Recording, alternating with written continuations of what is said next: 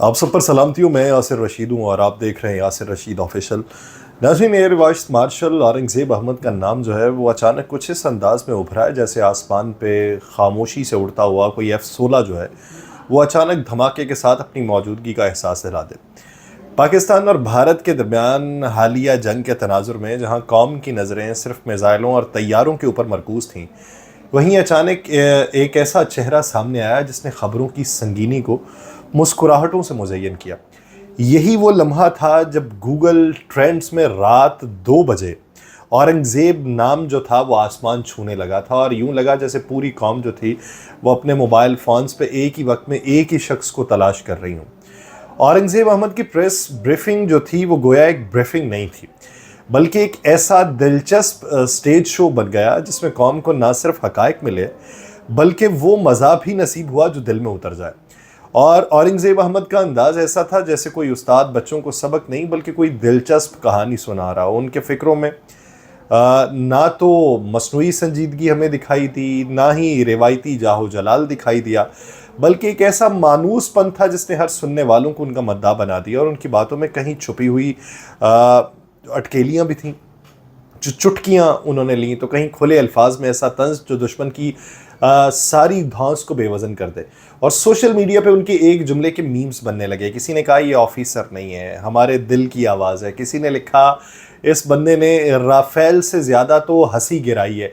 औरंगज़ेब ने सिर्फ ये नहीं बताया कि दुश्मन के तैयारे कहाँ गिरे, बल्कि ये भी जता दिया कि मज़ाक के हथियार से भी कौम को जो है वो हिलाया जा सकता है। और ऐसे वक्त में कि जब आपने देखा हो कि हर तरफ संजीदगी और खौफ की फ़ज़ा थी, तो उन्होंने ये बताया कि दिल मजबूत हों तो फिर ज़बान भी मुस्कुराती है, और जब ज़बान मुस्कुराती है तो पूरी कौम खुद को फातेह महसूस करती है। सिर्फ चेहरा मुस्कुराना नहीं होता।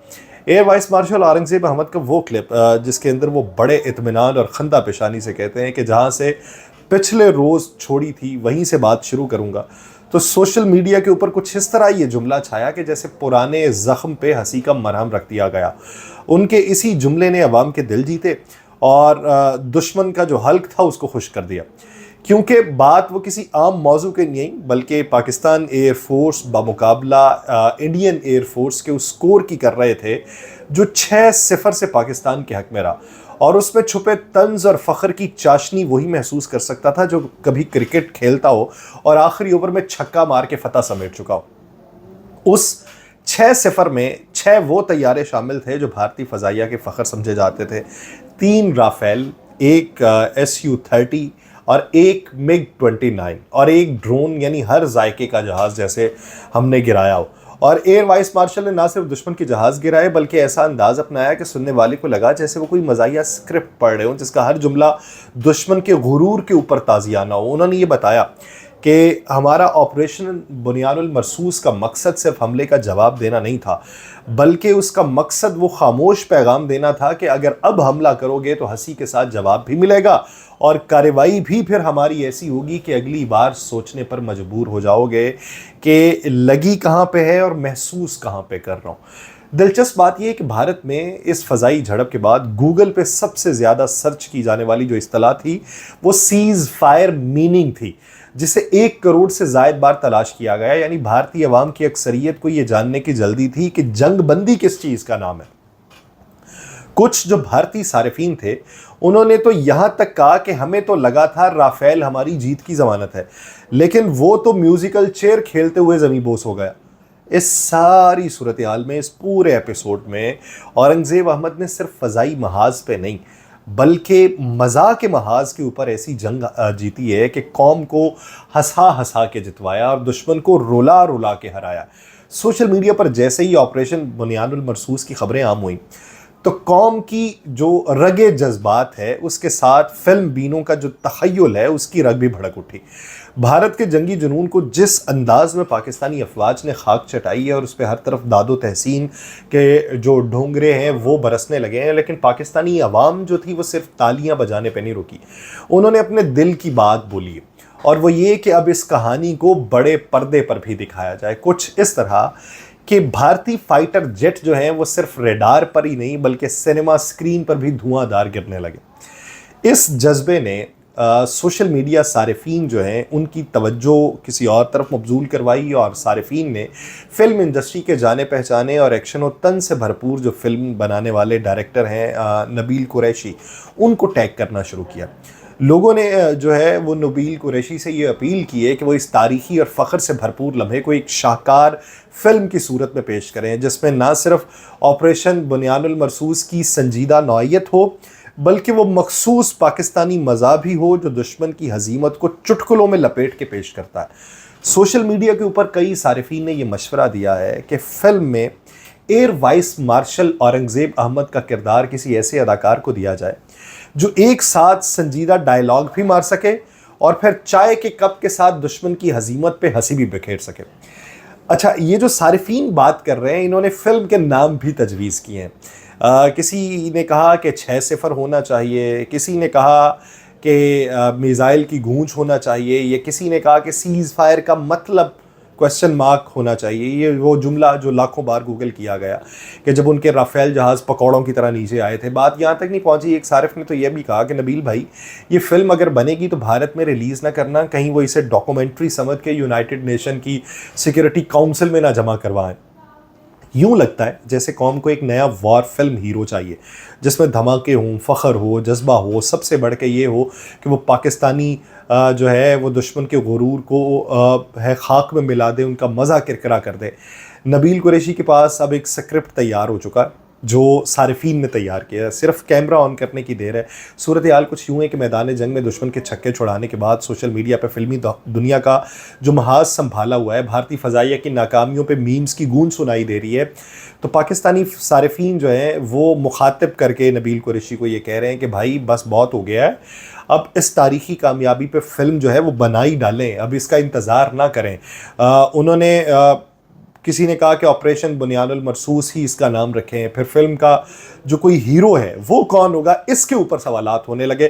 कहा गया कोई आम अदाकार नहीं होना चाहिए, बल्कि वो हो जिसके चेहरे पे एतमाद हो, आवाज़ में वक़ार हो, आंखों में तंज हो, और इस तरह जिसकी एक्टिंग में एक काट हो। फिर कहा गया फवाद खान। कुछ लोगों ने लिखा कि फवाद खान ना सिर्फ अदाकारी में माहिर है, बल्कि जो उनकी शक्ल है वो भी air vice marshal Aurangzeb Ahmed से काफ़ी मिलती है। अगर उन्हें फ्लाइंग सूट पहना दिया जाए तो भारतीय पायलट्स के पसीने वैसे ही छूट जाएंगे जैसे असल वाक़या हो।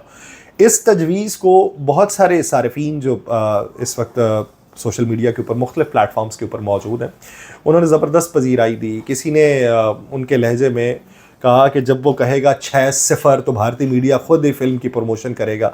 किसी ने मशवरा ये दिया है कि फ़िल्म का आगाज़ उसी मशहूर लाइन से किया जाना चाहिए कि जहाँ से पिछली बार छोड़ी थी वहीं से शुरू करते हैं, तो उसको लिंक करें 2019 से कि जहाँ पे पिछली बार छोड़ा था वहीं से शुरू करते हैं। यूँ लगता है कि अवाम जो है वो अब सिर्फ फ़तह का जश्न नहीं चाहते, बल्कि एक यादगार फिल्मी तोहफ़ा भी चाहते हैं जो हर पाकिस्तानी के दिल में फ़ख्र, जोश और हंसी तीनों का इम्तज़ाज हो। और नबील कुरैशी के लिए ये सोने पे सुहागा है कि एक कहानी जो पहले ही हिट है, बस कैमरा ऑन करना है, एक्शन कहना है। और जब से नबील कुरैशी ने स्क्रीनशॉट शेयर किए हैं ऑपरेशन बुनियानुल मरसूस पे फिल्म बनाने का इंदिया देते हुए, तब से सोशल मीडिया पे गोया कास्टिंग डायरेक्टर्स की लाइन लगी हुई है। और नबील कुरैशी जो है वो इस ख्याल को अपने लिए एक एजाज़ करार दे रहे हैं। एक तूफ़ान तबसरा व तजवीज़ जो है वो उमड़ के सामने आया है। फवाद खान का नाम मौजू तो कहा गया, लेकिन बहुत सारे लोग फिर ये भी बातें करना शुरू हो गए कि साबिका भारतीय फ़िल्मों पे शमूलियत जो थी उस पर क्या कहेंगे। कोई ये कहता है कि जिस शख्स ने बॉलीवुड के पर्दे पे रोमांस किया हो वो फिर भारतीय तैयारों को ज़मीं बोस करने वाले हीरो का किरदार कैसे अदा करेगा। साथ कुछ और मौजू और मुखलिस अदाकारों को तरजीह दी जा रही है। गैर रस्मी तौर के ऊपर जो है वो ऑडिशन भी इस वक्त शुरू हुए दिखाई देते हैं। तस्वीर के साथ पूल्स हो रहे हैं, तबसरे हो रहे हैं, दलाइल की बारिशें हो रही हैं। कहीं हुमायूं सईद की रोबदार शक्ल जो है वो लोगों को मुतासिर कर रही है, कहीं फ़हद मुस्तफ़ा की वर्सटाइल परफॉर्मेंस की तारीफ़ की जा रही है, वहाज की नौजवान चेहरे को नया खून नया जोश कहा जा रहा है। इसके अलावा हमज़ा अली अब्बासी की शख्सियत को कौमी जज्बे का मुजस्मा करार दिया जा रहा है। तो यूँ महसूस हो रहा है जैसे आवाम जो है इस फिल्म को सिर्फ एक सिनेमा प्रोजेक्ट के तौर पे नहीं बल्कि कौमी वक़ार की अलामत समझ के देख रहे हैं। तो मुझे ये लगता है कि वो दिन दूर नहीं जब ये जाके बर्लिन से ही ना रब्ता कर लें कि भाईजान आपकी शक्ल बहुत ज़्यादा औरंगज़ेब अहमद से मिलती है, तो आपको ही वहाँ पे जो है वो कास्ट करना है हमने, तो आप ही वापस आएँ। ठीक है, आपने मनी हाइस्ट मुकम्मल कर ली, तो अब ये इधर हाइस्ट नहीं करनी, इधर तो सीधा ठूकना ही है, तो आ जाएं इधर जाके फ़िल्म बना के पैगाम देना है, तो कोई बईद नहीं है कि उधर से रुजू करके खूब उसकी डबिंग बाद में चला ली जाए। देखिए कि सोशल मीडिया के ऊपर ये जो जंग इस वक्त जारी है और ऑडिशन इस वक्त जो जारी है, किस कैरेक्टर का इंतखाब होता है और कब तक ये जो सोच है या ये जो प्रोजेक्ट है ये पाया तकमील तक पहुंचता है। मुझे दीजिए इजाज़त, अल्लाह ने के बाद।